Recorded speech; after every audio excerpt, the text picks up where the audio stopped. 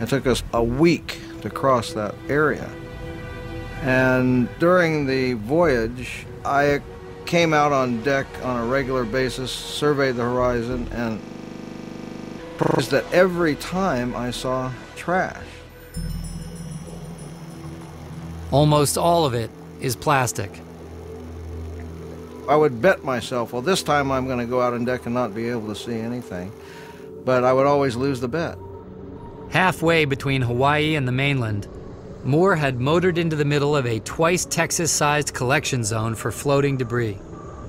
Circulating winds draw the debris from around the Pacific Rim, and they bring it into the center, so you get a toilet bowl effect, but there's no exit. The material there may be there since the dawn of the plastic era.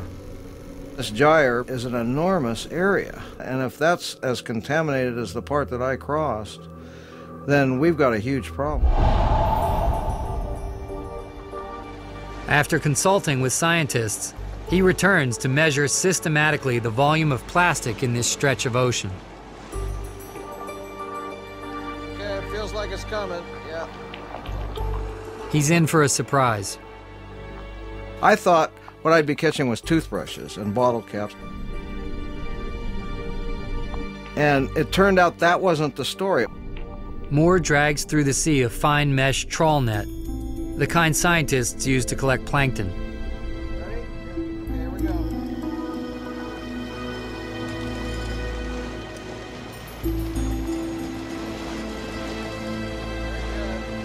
Looking good.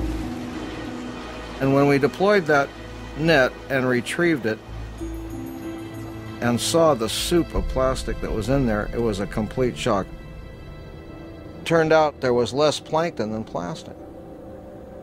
Not only was the weight of the plastic greater than the weight of the plankton, but in some cases, the number of plastic pieces was greater than the number of plankton. I think it energized everybody on board, realizing that the ocean had become a plastic soup. Plastic polymers do not biodegrade. These pieces never go away.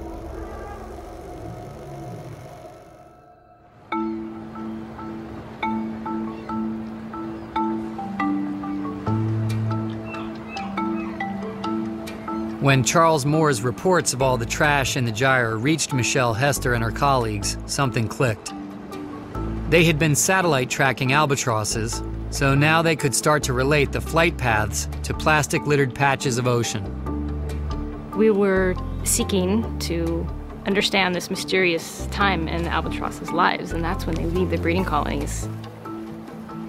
And one thing that satellite tracking does is it can tell us where birds are foraging for food.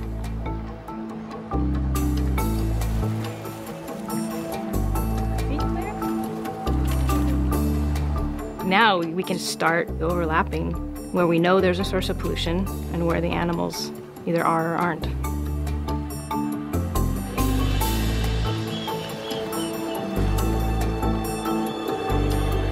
Of the birds that we tagged, indeed 70% of them actually went through the garbage patch region. This is just an estimate of where that eastern garbage patch is because it rotates around.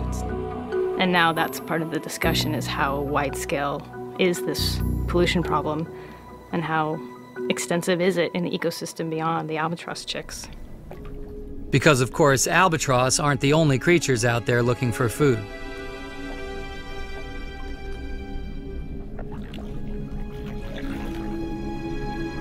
There's definitely going to be consequences on many, many levels and for many, many species and in many, many habitats.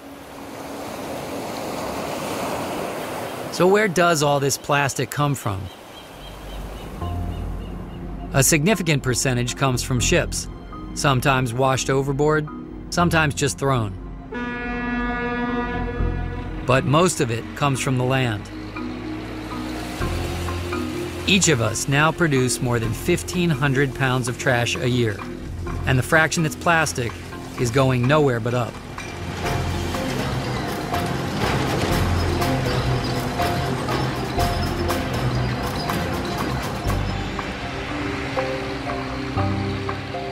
Dealing with all that trash must be getting harder, because every year more of it seems to slip through the cracks.